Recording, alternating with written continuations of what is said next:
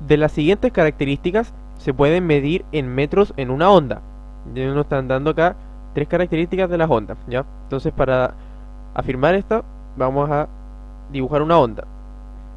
Tenemos un eje ahí y vamos a hacer el dibujo típico de una onda, que luce más o menos así.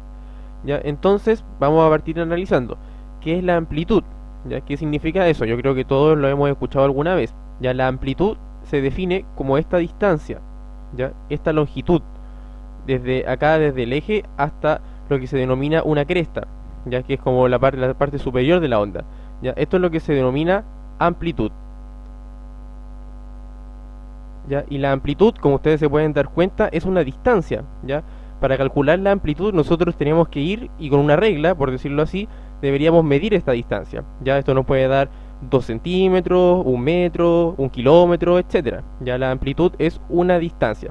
Por ende, efectivamente se puede medir en metro, ya que el metro, ¿cierto?, es una unidad de medida de distancia. ¿Ya? Y la amplitud efectivamente corresponde a una distancia, esta que le estoy señalando acá. Por ende, se puede medir en metro. ¿Ya? Veamos ahora qué pasa con la frecuencia. ¿Qué es la frecuencia? ¿Ya? Entonces la pregunta 2 nos dice la frecuencia. La frecuencia, si ustedes recordarán, se define, ¿ya? Se define como el número de ciclos que hace la onda dividido en el tiempo que se demora en hacer aquel número de ciclos. ¿Ya? La frecuencia siempre se mide en número de ciclos dividido en tiempo. ¿Ya? Eso es la frecuencia. Entonces, ¿cuál es la unidad? Ya, la unidad de medida de la frecuencia. El número de ciclos es algo adimensional, ya eso no tiene unidad. Es 2 ciclos, 3 ciclos, pero eso no tiene unidad. Ya es adimensional, por ende vamos a colocar 1. Y el tiempo, todos saben que en el sistema internacional se mide en segundos. ¿Ya? Por ende la frecuencia se mide en la unidad 1 dividido segundo. Y eso es lo más conocido como Hertz. ¿Ya? HZ. ¿Cierto? El Hertz es la unidad de medida de la frecuencia. Y la frecuencia, recordemos entonces que no es una distancia, ya es una medida, es una cantidad física que se mide en hertz y no en metros, ya que la frecuencia no es una distancia. Entonces la frecuencia no se mide en metros. Y finalmente nos queda la tercera, que es la longitud de onda. Longitud de onda.